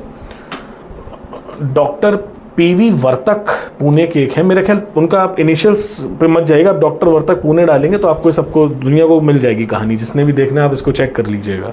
ये बहुत पुरानी घटना है, मेरे ख्याल 80-85 के बीच की घटना है। पुणे में दत्त महाराज के एक साधक हैं, ये डॉक्टर बाय प्रोफेशन है बाय द वे, ये ध्यान करते हैं। इनके घर वालों को ये पता है कि एक बंद कमरे में ध्यान करते हैं और शायद समाधि वगैरह की अवस्था को प्राप्त करते हैं, या कुछ तो भी 1 घंटे कमरे में जाते हैं, चुपचाप बैठ जाते हैं, कुछ तो भी पूजा पाठ करते हैं, चलिए मान लेते हैं। क्रोनोलॉजी के हिसाब से बताऊंगा तो ना मज़ा नहीं आएगा। एक बार ऐसा हुआ कि भारत में अमेरिका का जो नासा नहीं, उस टाइम पे अमेरिका का कोई रिसर्च स्पेस रिसर्च सेंटर होता था, मुझे उसका नाम याद नहीं रहा, ये टाइम्स ऑफ इंडिया में फ्रंट पेज पे उनका पूरा आया था एक ज़माने में। वहाँ के लोगों ने भारत के जो यहाँ पे स्पेस रिसर्च सेंटर था, मेरे ख्याल DRDO या इसरो को कांटेक्ट करके बोला कि आपके यहाँ का एक बंदा है जो बिना किसी स्पेस सूट वगैरह के हमें ऊपर मिला है स्पेस में, और उसका ये नाम है, क्या ये बात सच है? पता लगाया गया, हाँ बात तो सच है। और मैं आपको इसलिए नाम के साथ बता रहा हूँ, और अखबार टाइम्स ऑफ इंडिया बड़ा मीडिया हाउस है, वहाँ फर्जी बात नहीं छाप सकते। एस्ट्रल ट्रैवल संभव है। ये व्यक्ति यहाँ से बैठे बैठे एक बार ऊपर स्पेस पे चला गया सूक्ष्म शरीर के साथ, बिना सूट के, बिना स्पेस। आप सूट छोड़ो भैया, उस टाइम पे तो भारत में वो टेक्नोलॉजी नहीं थी कि मुड़ के जा सके। वहाँ पहुँच गए, वहाँ पे अमेरिका के कुछ स्पेस क्राफ्ट में रिसर्च चल रही होगी उनकी, जो भी वहाँ गए, उन्होंने बताया अपने बारे में कि अच्छा यार हम तो वहाँ से हैं, फलाना ढमकाना, ऐसा वैसा। उनने वो बातें नोट डाउन कर ली। जब उनका एक्सकेवेशन मतलब जो भी उनकी रिसर्च थी कंप्लीट हुई, नीचे आए, तो उनने फिर भारत से संपर्क किया और पता चला कि हाँ ये बात तो सही है यार, ये व्यक्ति, उन लोगों ने बताया जो जानकारी, उनको कैसे पता इस व्यक्ति के बारे में? सही बात है। चलिए ये एक हो सकता है कि किसी का कुछ माया जाल हो या किसी ने कुछ ऐसा किया हो। डॉक्टर PV वर्तक, मेरे ख्याल PV वर्तक ही नाम है, फिर भी अगर मैं इनिशियल में कंफ्यूज हो रहा हूँ, डॉक्टर परवर्तक बस डाल के एक बार चेक कर लेना, पता चल जाएगा।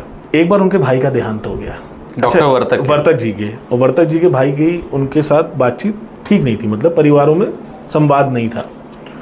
ये अपने ध्यान में बैठे हुए थे, इनको पता चला कि भ्राता गुजर गए हैं। ये उसी अवस्था में निकल लिए, ध्यान की अवस्था में ही, कमरे में शरीर था, सूक्ष्म नहीं था, चले गए। वहाँ गए, उनका जो देहांत अंत्येष्टि संस्कार होता है, देहाग्नि वगैरह जो होती, तो वो सब करा के वो 3-4 घंटे बाद लौट के वापस आ गए।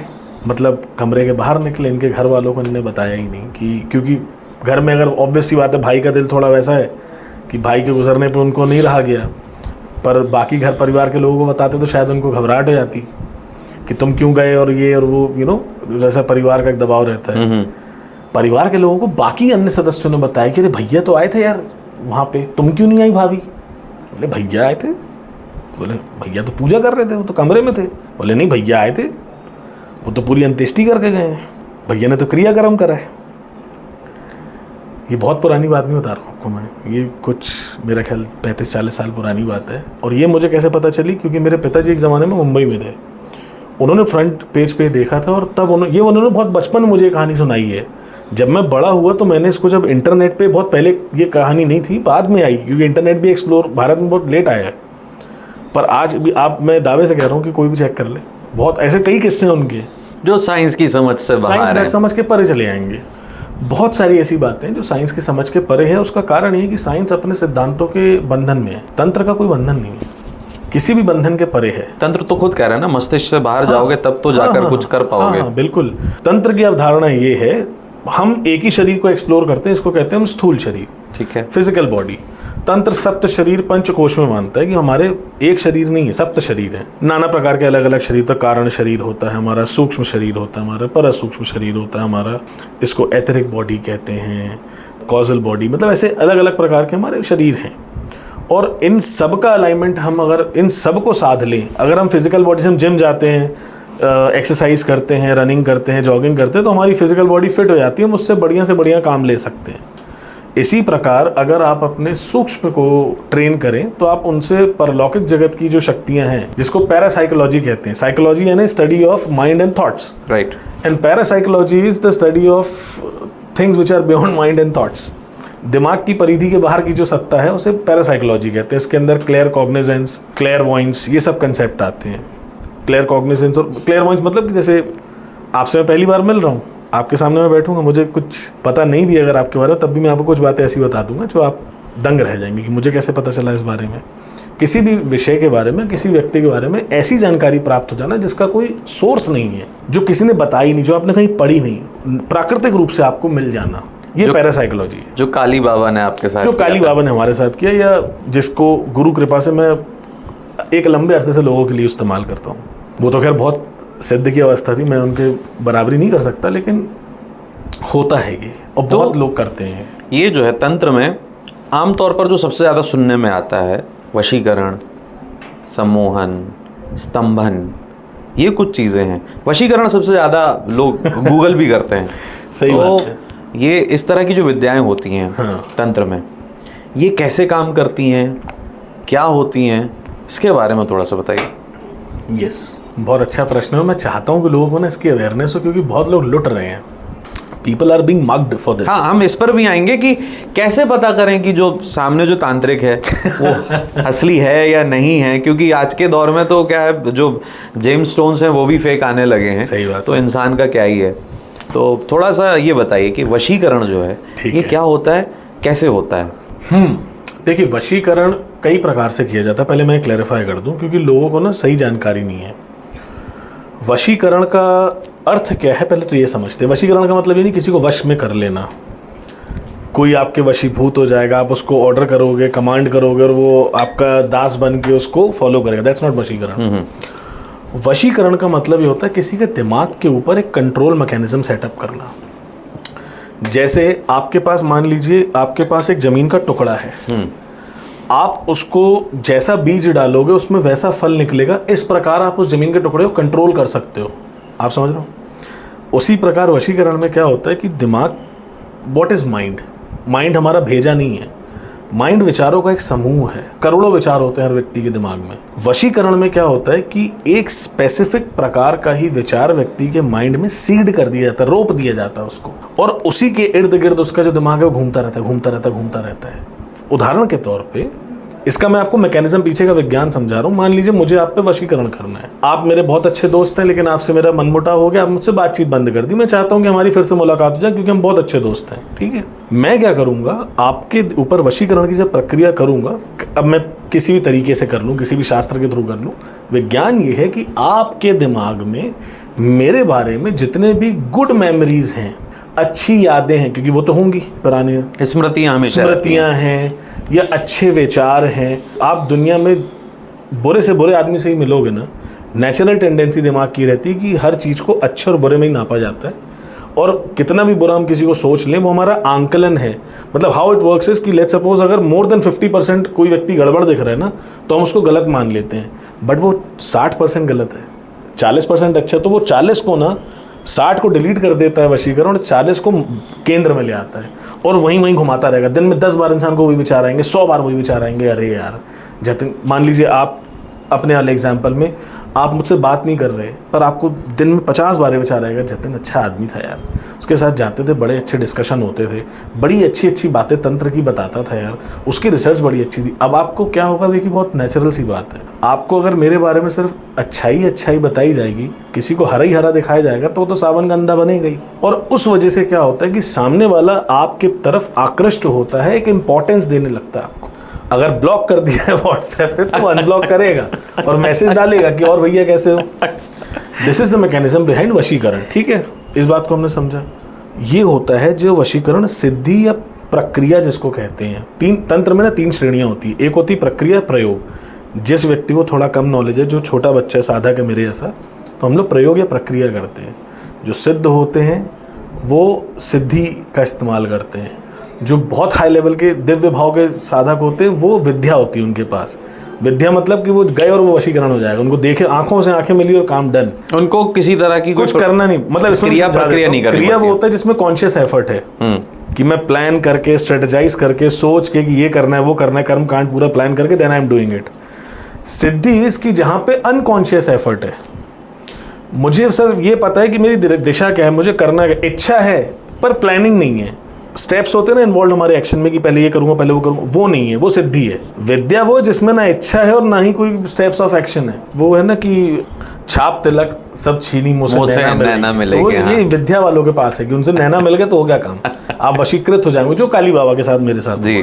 तो ये एक प्रकार का वशीकरण होता है। अच्छा, दूसरा वशीकरण क्या होता है जिसको लोग वशीकरण बोलते हैं, एक्चुअली वशीकरण होता नहीं, जो बहुत डेंजरस है तंत्र में। चाहता हूँ लोगों को इस बारे में अवेयरनेस हो। कई लोग क्या करते हैं, ये तो विद्या है, इसको षड कर्म कहते हैं या विचार कर्म कहते हैं। मारण, मोहन, उच्चाटन, वशीकरण, स्तंभन, विद्वेषण, शांति कर्म, या अन्य मोहिनी होता है, इसमें आकर्षण भी आता है। ऐसे बहुत सारे हैं, मोटे मोटे ज्यादातर यही होता है। कभी कभी क्या होता है कि कुछ लोग जो तंत्र में, हमारे हिंदू सनातन धर्म ये मानता है कि 14 भुवन है, ये जो प्रकृति है इसमें 14 लेवल्स हैं। धरती के ऊपर 7 तल हैं और धरती के नीचे 7 तल हैं। ऊपर वाले तलों में हायर फ्रीक्वेंसी वाले लोअर वेवलेंथ वाली शक्तियां होती हैं जिनको हम देवी देवता कहते हैं। हमसे कम फ्रीक्वेंसी, हमसे ज़्यादा वेवलेंथ वाले नीचे जो बीइंग्स रहते हैं, जो शक्तियां रहती हैं, जो तत्व रहते हैं, उनको हम इतर योनि या निम्न स्तरीय शक्तियां कहते हैं।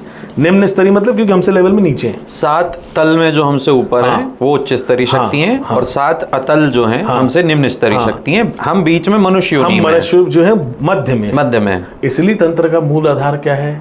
मध्य में रहो, क्योंकि तुम मनुष्य हो, तुम्हें मध्य में रहने में तुम्हारी सार्थकता है ना। कंसेप्ट सब जुड़ा हुआ है। अब होता क्या है कि देवी देवताओं की उपासना व्यक्ति करता है तो उसको बड़े अच्छे फल मिलते हैं, उसको अपलिफ्टमेंट होता है, उसके अंदर देवी योग्यता आती हैं। इतर योनियों की जब उपासना करता है तो व्यक्ति अपने अंदर की जो खराबियां हैं, जो गंदगियां हैं, उसी को बढ़ाता है। तंत्र कई प्रकार का, तंत्र विष्णु जी का भी है, तंत्र गणपति का भी है, तंत्र माँ भगवती कामाख्या का भी है, तंत्र शिव जी का भी है। इवन आम आदमी जो घर में जो दिया जला रहा है, जो चौक पूर रहा है, वो भी तंत्र है। मैं आपको बिल्कुल साफ शब्दों बता दूं, अगर कोई होम के अलावा किसी भी विधा से पूजा कर रहा है तो वो तंत्र कर रहा है, क्योंकि होम जो है वो वैदिक है। वैदिक प्रक्रिया में आराधना का एक ही सूत्र है कि यज्ञोदरा कहते हैं, उसमें यज्ञ जो है वो ईश्वर का मुख है। गीता में 15वें अध्याय में श्री कृष्ण कहते हैं, हम वैश्वानरो भूत्वा प्राणी नाम देहमाशता प्राणापान समायुक्तम पचाम्यन्नं चतुर्विधम्। ये जो हमारे पेट में अग्नि यज्ञ के समान है। वैश्वानर अग्नि होती, जठराग्नि इसको कहते हैं, वो यज्ञ के समान है कि इसमें जो डालोगे तो मुझे मिलेगा। यानी यज्ञ कुंड जो है वो देवताओं का मुख है। वेद इस बात में मानते हैं। तो उसमें खाना डालना है, पीना डालना है, लड्डू डालने हैं तो उसमें डालो। अगर आप किसी भी मूर्ति को लड्डू चढ़ा रहे हो, फूल चढ़ा रहे हो, किसी यंत्र को चढ़ा रहे हो, प्राण प्रतिष्ठा करते ना, ये सब तंत्र है। जो पंडित जी लोग कर्म कांड कर रहे हैं सब तंत्र है। लोगों को पता नहीं है। लोगों को लगता है तंत्र वही जब हड्डी वड्डी कंकाल वंकाल तभी तंत्र होगा, राइट। तो जब होम नहीं है तो तंत्र है, राइट। और इसमें क्या होता है कि लोग ज़्यादातर अपने ऊपर उठना कठिन होता है तो लोग ना देवी देवताओं वाला तंत्र जो है वो ज़्यादा फॉलो नहीं करते, क्योंकि उसके लिए आपको अपनी चेतना से ऊपर उठना पड़ेगा। आपको मनुष्यता का जो बंधन है, मानवीय बंधनों से ऊपर उठना पड़ेगा। मानवीय बंधन क्या है भैया? कि किसी ने गाली बक दी तो आप तुरंत उसको डंडे से निपटाओगे। किसी ने एक आपको अपशब्द कहा तो आप 4 बोलने की मनसा रखेंगे। उसे पचाना कठिन है। ये मानवीयता से ऊपर उठना है। या किसी ने आपको 4 बार अगर बोल दिया, और भैया कैसे हो, गुरुजी गुरुजी, 5वीं बार उसने गुरुजी नहीं बोला, अगर 5वीं बार बोल दिया और बर्थडे, आपको बात लग जाएगी, अरे यार ये तो गुरुजी बोलता था पहले, अब नाम ले रहा है। तो ये मानवीय हमारे बंधन है। अब देवी देवताओं फर्क पड़ता है। आप सोचो, गणपति के मंदिर में आप गौरी घाट पे जाते हैं, 12 ज्योतिर्लिंग हैं, वहाँ पे कभी तो पूजन होता है, कभी कुत्ता चाट रहा होता है। हाँ बिल्कुल। शंकर जी को फर्क पड़ा? शिवलिंग पे कोई फर्क दिखता है किसी को? बिल्कुल। ये देवी, क्योंकि ये मनुष्य के बंधन अच्छाई बुराई के, वो द्वंद्व से परे हैं ऊपर वाले। तो हम ऊपर नहीं जाते, हम क्या करते, नीचे घुस जाते हैं। ये फास्ट काम करती हैं शक्तियाँ, निम्न स्तरीय शक्तियाँ। क्यों? क्योंकि एनर्जी, फिजिक्स में हमने पढ़ा है, energy transfers from higher theta to lower theta. जैसे पानी कैसे बहता है, ऊपर से नीचे, एनर्जी भी ऊपर से नीचे बह, जहाँ तापमान ज़्यादा है वहाँ से कम तापमान की तरफ ऊर्जा बहेगी, ट्रेवल करेगी। हाँ, तो हम लोग की क्योंकि फ्रीक्वेंसी ज़्यादा है इतर योनियों से। इतर योनियाँ कौन सी होती हैं? जो मशान की शक्तियाँ हैं, मसान की शक्ति। मशान की शक्ति। जैसे इसके अंदर आते हैं आपके भूत प्रेत पिशाच, डाकनी शाकनी हाकनी, ठीक है। अपने लोकल एमपी की भाषा में, जबलपुर की भाषा में कहूँ तो बरम देव, दूल्हा देव, मसान देव, ठीक है, ब्रह्म राक्षस हो गए। ये सब हैं बड़े पावरफुल, हमसे बहुत ज़्यादा शक्तिशाली हैं ये, पर हमारी वाइब्रेशन इनसे ज़्यादा स्ट्रॉन्ग है। ये अतल में है। ये तल, अतल, वितल, तलातल, रसातल, महातल और पाताल, ये नीचे के 7 तल है। ऊपर वाले होते हैं भू, भुआ, महा, तपा, यजा और सत्यम। एक आध बीच में अगर मैं भूल रहा हूँ, शायद मैंने आगे पीछे कर दिया, तो वो आप लोग देख लीजिएगा। ये ऊपर के 7 लोग और नीचे के 7 लोग हैं, ठीक है। 14 भुवन बोलते हैं ना, 14 भुवन एक पति हो ही, तो ये पूरे 14 भुवन का एक ही अधिपति है। अब ये नीचे वालों के साथ क्या है कि ये जल्दी अट्रैक्ट होते हैं आपसे। क्यों? क्योंकि इनको आपसे एनर्जी मिलती है, ये अपने भोग आपसे लेते हैं। और ये इसमें ज़्यादातर जो मसानी शक्तियाँ, देखो भूत प्रेत में बड़ा अंतर है। लोगों को बताऊँ, सबको लगता है भूत प्रेत एक ही चीज़ है, बहुत फ़र्क है। प्रेत उस शक्ति को कहते हैं जो धरती पे कभी सशरीर जिया हो। प्रेत वो है। पितृ कहते हैं ना, एंसेस्टर्स को पितृ क्यों कहते हैं? क्योंकि प्रेत हैं यार, वो कभी जिए हैं। भूत वो शक्ति जो सशरीर कभी जिए ही नहीं है। जैसे मान लीजिए कोई शाकनी है, कोई पिशाच है, वो भूत कहा जा सकता है क्योंकि वो सशरीर नहीं की तरह कभी जिए ही नहीं, वो अपने आप में एक योनि है, राइट। ये ऐसे बहुत सारी योनियाँ भी हैं जिनका नाम नहीं होता, अहूत वगैरह, मतलब बहुत सारी कैटेगरी। छोटे बच्चे के भूत को अहूत कहते हैं। 1.5 फुटिया एक होता है, जानवरों, मतलब बहुत इसमें ना एक मतलब बहुत सारी श्रृंखला है। ये आप कहते कहते रुक गए, जानवरों के भी प्रेत होते हैं? जी हाँ बिल्कुल, जानवरों के मतलब इनकी स्पिरिट्स मोस्टली तो नहीं होते, क्योंकि जानवरों के अगर ऊर्जा के माध्यम से हमारे सप्त शरीर प्रमुख माने जाते हैं, इनके सप्त शरीर जागृत नहीं होते। जानवरों को 2 या 3 चक्र प्रमुख जो जैसे कंपैरिजन में हम करें मूलाधार से लेकर सहस्त्रार तक जैसे हमारा है, वैसे इनके 2 या 3 जागृत होते हैं। और इनकी जो योनि होती है, क्योंकि इसमें कर्म की निष्पत्ति नहीं है, इनके कर्मों के कनई बंधन नहीं बनते, पुराने कोई भोगने आते हैं बस। मनुष्य के साथ अभी हम थोड़ा सा टॉपिक हट रहे हैं, फिलोसफी में वशीकरण में वापस आएंगे, लेकिन ये जरूरी है। मनुष्य के साथ क्या चकल्लस है भैया कि मनुष्य पिछले जो कर्म भोग के आया है, संचित कर्म लेके आया है, उसकी वजह से ये जीवन जी रहा है। इस जीवन में जो नए कर्म करेगा उसका अलग बंधन बनेगा, और इसलिए ये साइक्लिक बाधा है, भव सागर इसलिए कहते हैं, राइट।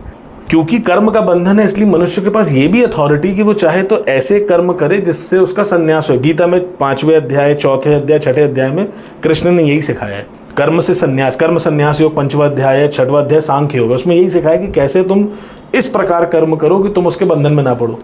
तो तुम्हारे जो पिछले चिकल्लस है वो तुम निपटा लो, अगली ना बने तो इससे मुक्त हो जाओगे जीवन मरण के बंधन से, राइट। जानवरों के साथ वैसा है नहीं। जानवरों के साथ क्या होता है कि वो पिछले बस भोगने आते हैं, और उनकी एक गति है कि इसमें तुम कुत्ता बने, फिर हो सकता है तुम आगे बिल्ली बनो, फिर सांप बनो, तो they just come and go for that. लेकिन किसी भी जानवर को अगर तंत्र की क्रिया में इस्तेमाल कर लिया जाए तो उनका प्रेत जो है वो ठहर जाता है। जैसे आपको पता होगा भैरव के गण श्वान है, दत्त महाराज के गण हमारे श्वान है, राइट। बहुत सारी ऐसी उपासना है, जैसे माता मेलडी, ये शीतला माता जो जिनको कहते हैं, ये तंत्र की अधिष्ठात्री देवी, बहुत बड़ी, इनको सौम्य शक्ति मत समझिएगा। लोगों को लगता है कि शीतला माता सिर्फ ये चेचक और स्मॉल पॉक्स और चिकन पॉक्स की देवी है। ये 7 भगवतियाँ हैं, और गुड़गांव में जाके देखो कृष्ण का स्थापित मंदिर है, तंत्र की महाशक्ति है, ये पराम्बा है। तो इनके साथ जैसे इनका वाहन है बकरी, माता मेलडी बहुत बड़ा नाम है, गुजरात में बहुत बड़ी पूजा होती है। तो कुछ जानवरों के साथ भी उनकी तंत्र की प्रक्रियाएं होती हैं हमारे तंत्र जगत में। अब अगर कुछ जानवर इस प्रकार हो जाते हैं, जैसे आपको अगर मैं शास्त्रीय इसका रेफरेंस दूं तो महाभारत में जैसे युधिष्ठिर के साथ एक श्वान गया था सशरीर स्वर्ग में, है ना। तो ऐसे अपने को, तो जैसे तंत्र की क्रिया में अगर कोई जानवर आ गया तो उसका प्रेत बन सकता है, बिल्कुल हो सकता है। ज़्यादातर नहीं होते, पर जो ऐसे वाले केसेस उसमें होते हैं, और इसमें बड़ी सारी एंटिटीज़ हैं। तो निम्न स्तरीय शक्तियों को क्या होता है कि वो झटझट काम बनाती हैं। मान लीजिए आपने कोई प्रेत सिद्ध कर लिया, आप शमशान चले गए, आपने कोई प्रेत सिद्ध कर लिया या कोई मसान सिद्ध कर लिया, अब उसके भोग बड़े कम हैं। ये कौन सा प्रेत है? हो सकता है इसने किसी ने इसको गोली मार दी हो सकता है ट्रक के नीचे दब के मर गया, हो सकता है किसी फ्लाईओवर से गिर गया हो। अतृप्त है, मैंने आपको बताया भी थोड़ी देर पहले कि इनके साथ क्या घटना होती है, शरीर से जुड़े रहते हैं। तो अब मान लीजिए कोई व्यक्ति है, वो घर से निकला है सोच के कि यार 2 समोसे मैंने पैक कराए हैं और एक क्वार्टर लिया है मैंने, घर जाके मेरा पार्टी का मूड है, रास्ते में थैंक यू हो गया, किसी ट्रक ने उड़ा दिया। अब आप सोचो उस व्यक्ति के साथ क्या घटना घटेगी, वो कितना अतृप्त है। उसके शरीर त्यागने के बाद अब ये जो हमारी फील्ड के कलाकार, तांत्रिक लोग जो निम्न स्तरीय शक्तियों के साथ बैठते हैं, ये खोज लगा लेते हैं कि ऐसा कौन आसपास है। अब इसको साधना कितना आसान है, 2 समोसे और शराब, सारी उम्र देते रहो, तुम जो बोलो वो करेगा, क्योंकि उसकी तृप्ति उसी में फंसी हुई है। उसे 2 समोसे खिलाने और एक क्वार्टर देना है बस, and he will do whatever you want to his certain limitation, जो उसकी जितनी क्षमता है उतना करेगा काम। तो इनका इस्तेमाल वशीकरण में होता है, किसी भी क्रिया में कर सकते हो आप। तो इस प्रकार इन शक्तियों के माध्यम से अगर किसी का मारण मोहन, इनके पास क्या होता है, कोई बहुत ज़्यादा शक्ति नहीं, इनको इंसान की कमजोरियां पता होती हैं। ये ना इल्यूजन बहुत तगड़ा क्रिएट करते हैं, मति भ्रम फैला देते हैं और इंसान को डरा देते। मतलब आपको मैं बताऊं, लोग डरते ज़्यादा क्यों हैं, क्योंकि डरावने होते हैं। आप रियलिटी में ना, जो भी लोग जिनको ऐसा डर वर लगा हो, बहुत कम लोग वाले तो दिखते हैं, और जिनको दिखते भी हैं, जिनको कभी अनुभूति भी होती है ना, तो वो डर के भाग जाते हैं। इनसे अगर आप पूछो ना, किसी को कभी ऐसा टच किया किसी ने क्या, they would have never experienced that। नहीं, क्योंकि आदमी डरा हुआ है तो वो तो पहले भागता है, वो कहाँ टच करेगा। नहीं, उसका कारण मैं आपको बताऊं, अगर नहीं डरे, जैसे यही तंत्र में सिखाया जाता है कि तंत्र में सिखाया जाता है, बिल्कुल। एक अघोरी को 12 साल की तपस्या करनी पड़ती शमशान में, तब वो अघोरी बनता है, जिसमें 3 लेवल की साधना है। पहली साधना तो है ही शमशान की, पहले शमशान साधना, जिसमें वो पूरे शमशान को जगाएगा। मतलब अघोरी जो है 12 साल की डिग्री है, 12 साल की डिग्री है, बिल्कुल सही बात है, और 3 लेवल्स का कोर्स है। पहले शमशान साधना, शमशान साधना में अघोरी शमशान की समस्त शक्तियों को जगाता है, ताकि उसका डर तो निकले पहले। ओके। और शमशान की समस्त शक्तियाँ या तो भगवती की गण हैं, उनकी सहचरी, उनकी दासी हैं, तो शिव जी के गण हैं। शमशान में माता पिता बैठते हैं, शिव शक्ति का इकलौता स्थान दुनिया में शमशान है, जहाँ शिव शक्ति साथ में बैठते हैं, ठीक है, अघोरी के स्टैंड पॉइंट से। पहले शमशान की सभी शक्तियों को जगाते और उनको ये सिखाया इसलिए था ताकि डर खत्म हो जाए। अब उसमें आप देखोगे कि 40-45 फुट के बड़े बड़े जिन्न या बड़े बड़े ब्रह्म राक्षस भी दिख रहे हैं, सर कटे, गले जले फटे। जिस अवस्था में मृत्यु होती है वही स्वरूप धारण करती हैं ज़्यादातर शक्तियाँ। जो शक्तिशाली होती हैं उनको तो अपना रूप चेंज करने की भी कैपेबिलिटीज़ उनके पास होती हैं, वो क्षमताएँ होती हैं कि वो चाहें तो कुछ भी बन सकती हैं। उसके बाद फिर शव साधना करता है, फिर शिव साधना करता है। तो बताने का मेरा तात्पर्य ये है कि जैसे आपको अपना एक छोटा अनुभव बताता हूँ। मैं रोक रहा हूँ आपको थोड़ा सा। शव साधना की जो आपने बात की, जनरली जो हम सुनते हैं कि जो अघोरी जो है शव के ऊपर बैठकर जो साधना करता है वो शव साधना है। बिल्कुल सही सुना। और जो कपाल में वो जो है खून का जो घूंट पीना होता है, क्या है वो भी इसी में आता है? अब इसमें एक्चुअली अलग अलग गुरु परंपरा में है। किसी में मद्यपान कराते हैं, किसी में रक्तपान कराते हैं, किसी में जो चिता का एक टुकड़ा होता है मांस का, उससे दीक्षा दी जाती है, खिलाया जाता है। एक्चुअली वो ऐसा नहीं कि रोज का भक्षण उनका वही भोग है, लेकिन दीक्षा उससे होती है। और ये अलग अलग संप्रदाय, कामाख्या में थोड़ा डिफरेंट हो सकता है, कश्मीर में अभिनव गुप्त का जो कुलाचार का शैविज्म है उसमें अलग हो सकता है, कीनाराम बाबा का जो अघोर संप्रदाय उसमें थोड़ा अलग हो सकता है, कानिफनाथ महाराज जो नवनाथ के हैं, कपालिक संप्रदाय उन्होंने निकाला है, पेवा पंथ उनका निकाला है, उसके अंदर अलग हो सकता है। साधारण व्यक्ति को तो जब कोई भी कमंडल का पालिक दिखता है तो उनको लगता है अघोरी है। अघोरी भी नाना प्रकार के हैं, कोई एक प्रकार नहीं है। पर ये होता है, जो आपने सुना है बिल्कुल सटीक सुना है। पर हर ऐसा नहीं कि किसी भी लाश पे बस जाके बैठ गए और कर दिए। बड़ी कठिन कार्रवाई है और हर कोई नहीं कर सकता। दिखावा बहुत लोग करते हैं, आप देखेंगे आजकल अघोरी सोशल मीडिया पे भी हैं, टीवी में भी हैं और सब प्रक्रियाएं खुलेआम चल रही हैं, बट करना बहुत मुश्किल है। थोड़ा सा लौट कर आते हैं उसी सवाल पे, वशीकरण पे। जो आपने बताया था कि वशीकरण जो है बेसिकली किसी इंसान के दिमाग में एक थॉट ऐसा प्लांट करना है कि वो उस तरफ जाना शुरू करे या सोचना शुरू करे। कितने दिन की प्रक्रिया होती है ये? अब जैसे इसमें आपको मैं बताऊं कि एक रात में के अंदर भी चलता है वशीकरण। यंत्र बना दोगे आप, यंत्र बना के कुछ नाम लिख के आपने सामने वाले को सिर्फ पहना देना, उसके घर के आगे गाड़ देना है, एक रात में काम डन है। कुछ मंत्र हैं वो एक रात के चल जाते हैं, एक बार 1000 जप कर लो, 10 माला कर लो तो हो जाएगा।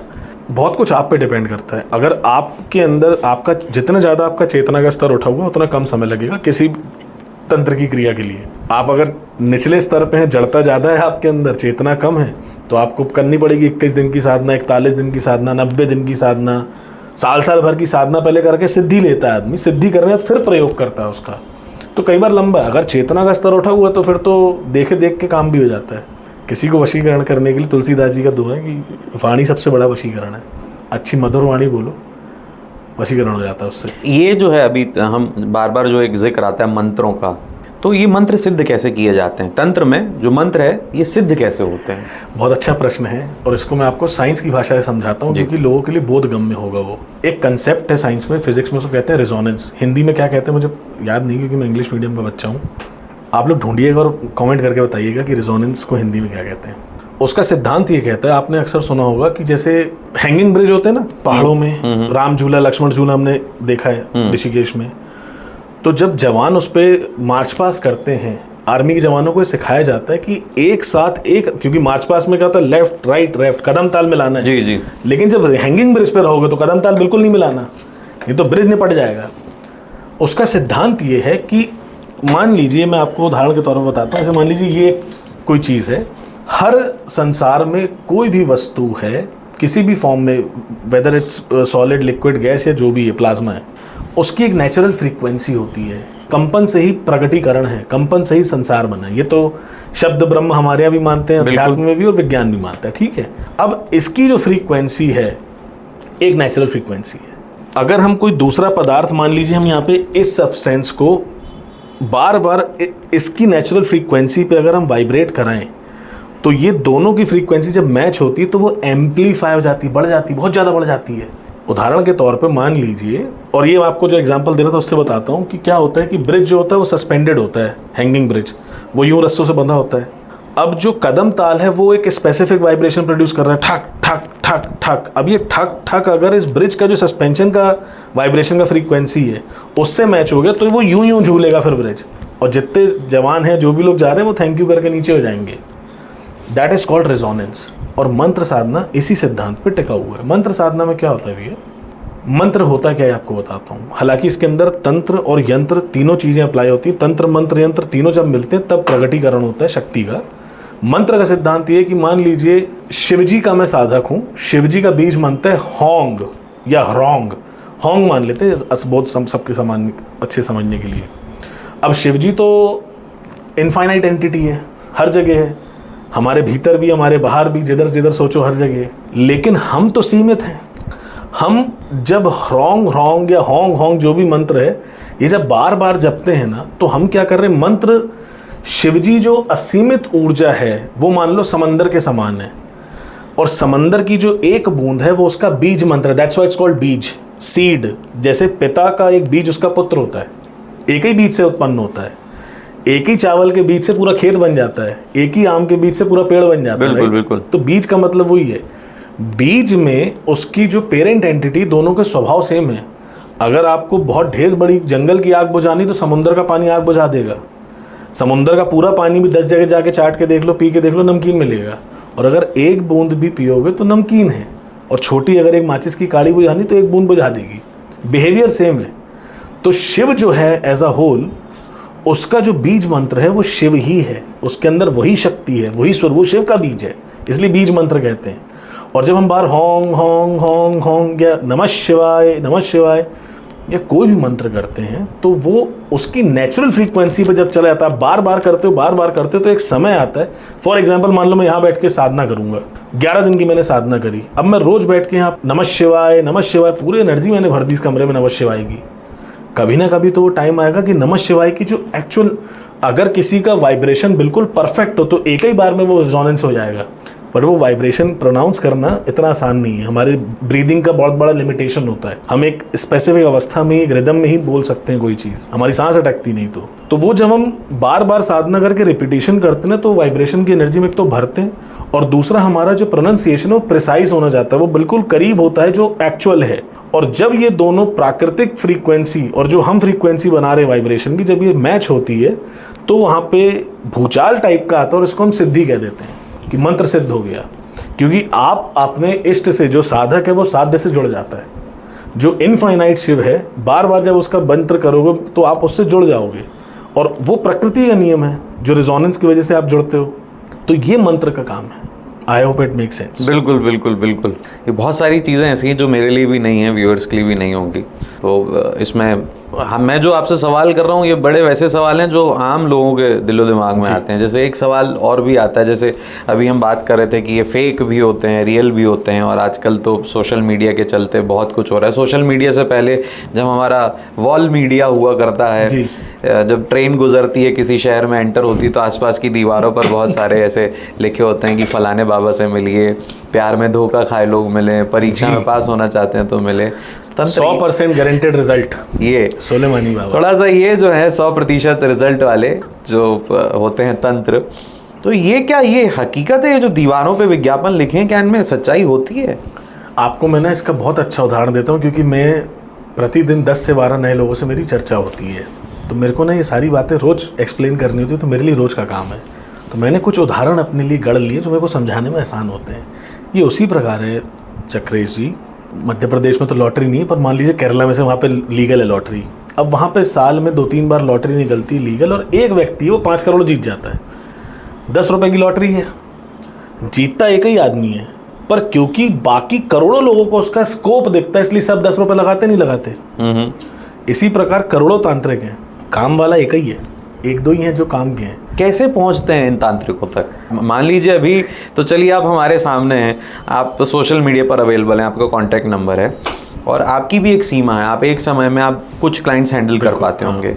लेकिन अब ऐसे लोग जो आपसे नहीं मिल पा रहे हैं, वो असली तांत्रिक तक कैसे पहुंच सकते हैं? मेरा ऐसा मानना है कि आप किसी भी तंत्र साधक को या तांत्रिक को खुद से ना ढूंढो। तंत्र ना बहुत अलग विचारधारा का है। आम जनमानस में जो विचारधारा है वो मतलब बहुत क्लैरिटी नहीं है लोगों को। तंत्र इस बात पर विश्वास करता है कि तुम अपने पितृ, देखिए 3 शक्ति तंत्र में मानते हैं, बहुत मजबूत होनी चाहिए। अगर आपको कुछ भी किसी भी बाधा में हो तो यही 3 शक्तियाँ हेल्प करेंगी। तंत्र साधक एक माध्यम है, करने वाली ये 3 शक्तियाँ होती है। कौन सी 3 शक्तियाँ? आपके पितृ देवता, आपका गुरु और आपके इष्ट। पितृ, गुरु और इष्ट। पितृ, गुरु और इष्ट। पितृ इसलिए क्योंकि पितृ हमारा शरीर उनसे बना है। जो अभी मैंने आपको बताया ना, हमारे डीएनए, मैसेंजर आरएनए, राइट, बहुत सारा ज्ञान है, मैसेजेस हैं, इन्फॉर्मेशन है, जिसे हम संस्कार कहते हैं। 16 संस्कार होते हैं। जी हाँ, जी हाँ। ये संस्कार हमारे दादा, उनके दादा, पता नहीं कब से, करोड़ों हजारों साल से, जब से इंसानियत है, एवोल्यूशन हुआ, तब से वो हमारे अंदर आया है। तो ये हमारे डीएनए के अंदर शक्ति रहती है और they are the first line of defence. आपको कोई एक्सीडेंट होना हो, कोई चोट लगनी हो, व्यापार के अंदर कोई खराबी आनी हो, कोई कोर्ट में केस होना हो, कोई बीमारी लगनी हो, कोई तंत्र की बाधा होनी हो, कोई भी प्रॉब्लम आनी हो, सबसे पहले आपके पित्र खड़े होते हैं इनसे बचाने के लिए। आपने अक्सर देखा होगा और सुना होगा लोगों से कि भैया गाड़ी तो हमारी खराब हो गई लेकिन हमें खरोच नहीं आई। मेरे साथ कई बार ऐसा हुआ है, पूरी गाड़ी उड़ गई भैया, खाई निकल गई थी गाड़ी, पर हमें कुछ नहीं हुआ। कैसे नहीं हुआ यार? क्योंकि पित्र मजबूत है, और जिनके पित्र मजबूत नहीं उनके पास अगर अरबों रुपए की भी संपत्ति हो तब भी सूखी रोटी का सुख नहीं है। ऐसे कई घर आपने देखे होंगे जहाँ पर दिखने को शीशे का महल है, घर में आपस में दो भाइयों में बात नहीं होती, खाने का चैन नहीं है, तो वहाँ पित्र रुष्ट है। तो पित्र मजबूत होने बहुत ज़रूरी है, अदरवाइज आपकी फिजिकलिटी में आप कुछ नहीं कर सकते। आपका नॉलेज, आपका बुद्धि बल, आपका ज्ञान का बल, आपके कुल का बल, आपका कोई भी बल काम नहीं करेगा अगर पित्र नहीं है। गुरु, क्योंकि आपको गुरु दिशा देता है। बल हो के भी आपको अगर यही नहीं पता कि किस दिशा में लगाना है तो क्या फ़ायदा? अंधेरे में तीर मारते रहोगे, वेस्ट हो जाएगा। तो गुरु का ज़रूरत होती है दिशा के लिए। इष्ट, क्योंकि इष्ट आपका सबसे बड़ा रखवाला है। शिव को सबसे पहला भगवान माना जाता है। इस संसार में सबसे ज़्यादा पूजा जो हर जगह, तो मतलब जंगल में आप अनएक्सप्लोर्ड प्लेसेस में चले जाओ, शिवलिंग मिल जाएगी सबसे ज़्यादा। और ये भारत तक में नहीं सीमित, बाहर भी आप देखोगे लिंग के स्वरूप में आपको सब जगह शिव जी मिलेंगे। शिव का मतलब होता है कल्याणकारी, इष्ट कल्याणकारी। इष्ट का अर्थ ही यही है कल्याणकारी, वो कल्याण करने वाला है। तो आप ना instead of looking for a best तांत्रिक, आप ना अपनी शक्तियों को बोलो, अपने गुरु को बोलो। यार लोग भूल चुके हैं अपने पितरों को, लोगों को पता ही नहीं है। 2 पीढ़ी के आगे किसी को नाम ही नहीं पता, तो काय के पितर। ज्यादातर लोगों को तो ये भी नहीं पता कि साल में पितृपक्ष कब आते हैं और करना क्या होता है उन दिनों में। बड़े इंपॉर्टेंट है, जिन्हें पता है उनके साथ फिर बाधाएं नहीं रहती उतनी। गुरु के बारे में लोगों को, कौन गुरु? आजकल तो ऐसे ऐसे जिन हम समाज में जी रहे हैं, अनफॉर्चुनेटली देखना पड़ता है और सुनना पड़ता है कि लोग अपने गुरु के साथ ही गुरु के लिए ऐसी भावना रखते हैं कि इसको पेल देंगे और मार देंगे। जो शिक्षा दे रहा है टीचर, कुछ लड़के ऐसे हैं जो अपनी टीचर के प्रति ऐसे दुर्भावना रखते हैं। गुरु का कंसेप्ट खत्म हो गया ना, कहाँ है हम लोग का गुरु? और इष्ट तो फिर दूर की बात है। इष्ट क्या होता है, उसको लिखते कैसे ये भी नहीं पता कई लोगों को। हाँ सही बात है। तो ये बाधा का कारण है। अगर ये बाधा ना हो तो आप इनको बोलो। आपको जैसे मेरे पास कई लोग आते हैं, बोलते हैं कि आप मिल गए हो तो हमको सब बता दिया, ये वो आगे आप सिखा देना। मैं कहता मैं कोई गुरु नहीं हूँ यार, तुम्हें बोलना है ना, तुम दत्त महाराज को बोलो जो सबका गुरु है। उसने अगर चाह लिया ना कि तुझे कुछ देना है, तेरा निराकरण करना है, तो मेरी क्या औकात है? मेरे से करोड़ों बैठे और एक से एक बैठे, वो किसी को भी लगा देगा यार तेरे काम पे। हम सब उसके नौकर हैं। तुम मेरे को बोलोगे तो मेरी तो एक क्षमता है, मैं अपना ही जिम्मेदारी ले सकता हूँ। तुम उसको बोलो जो दुनिया को मैनेज कर रहा है। तुम्हारी परेशानी, तुम अपने इष्ट के पास जाओ। शिव जी को मानते हो उसको बोलो, हनुमान जी के पास जाते हो उसको बोलो, वो लाके देगा तुम्हें बंदा। नहीं, तुमको ढूंढना क्यों है? जो प्राकृतिक रूप से मिलता है वो साधक सच्चा होता है। आप जब ढूंढने निकलते हो, इश्तेहार देखते हो, देखो बहुत साफ सुथरी बात बताऊं आपको, तंत्र का सिद्धांत मैंने आपको बताया। जो व्यक्ति मध्य में नहीं है वो तांत्रिक नहीं है जी। मध्य का मतलब क्या है? जो आपके बंधन में है। मतलब ये मैं कोई अपने बारे में ब्रैग नहीं करना चाहता हूँ, बट मैं सिद्धांत के बारे में बताना चाहता हूँ। उदाहरण के लिए मेरे पास अभी और कुछ नहीं, तो मैं अपनी कहानियाँ बता रहा हूँ। मेरे पास बहुत सारे लोग आते हैं, they try to emotionally blackmail. अरे भैया 10 साल से बहुत परेशान है, ये है वो है, पैसा डूब गया, बच्ची ये वो फला ढिमकाना, प्लीज़ एक बार फ़ोन पे बात कर लीजिए। मैंने कहा यार मैं तो नहीं कर सकता, मेरे फिक्स स्लॉट है। अगर कंसल्ट करना है तो तुम कंसल्टेशन बुक करो, तभी मैं बात कर पाऊँगा। नहीं तो मैं हफ्ते में 2-3 बार लाइव आता हूँ, तुम लाइव में ज्वाइन कर लो, तब कोई पैसा नहीं लगता। अदरवाइज 400-450 वीडियो डाल चुका हूँ मैं, उसमें हर प्रकार की बाधा का मैंने उपाय दिया है। सेम सोल्यूशन मैं उनको भी देता हूँ जो कंसल्टेशन में आते हैं, तुम वो करके देख लो।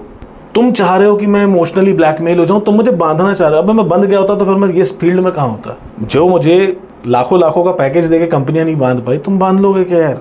और फिर कई ऐसे भी हैं जो, मान लीजिए मेरी अगर फीस 5 रुपये है तो वो 15 रुपये डाल देते हैं अकाउंट में कि भैया अभी बात कर लो। उन्हें लगता है पैसे के बंधन में बंध जाऊँगा।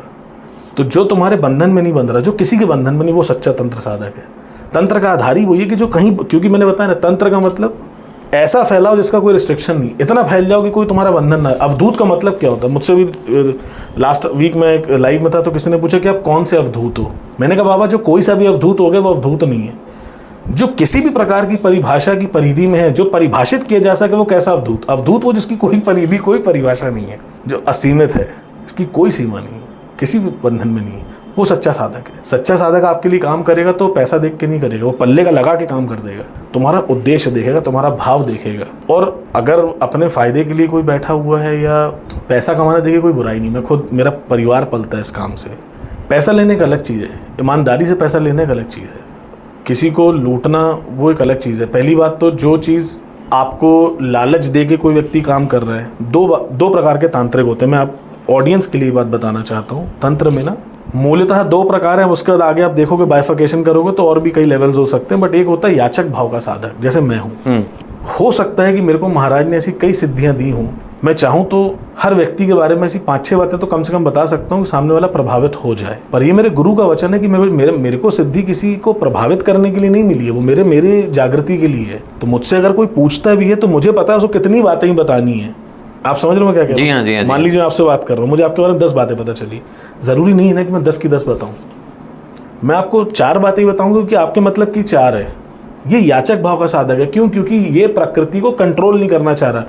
हम याचक भाव यानी जो हम किसी भी शक्ति को, इस संसार के अंदर जो माया है, इसके छोटे दास बन के, इसके बच्चे बन के, शिष्य बन के हम तंत्र में हैं। हम इसे कंट्रोल नहीं करते, और क्योंकि हम कंट्रोल नहीं कर सकते इसलिए हम गारंटी भी नहीं देते कि हम क्या कर पाएंगे और क्या नहीं कर पाएंगे। मेरे चैनल बहुत बेसिक कंसेप्ट है, मैं किसी को कोई गारंटी नहीं देता, कोई रिजल्ट, कोई बेनिफिट नहीं बताता। तो ये जो दीवारों पे लिखा रहता है कि 100% गारंटी, कोई माई का लाल नहीं दे सकता।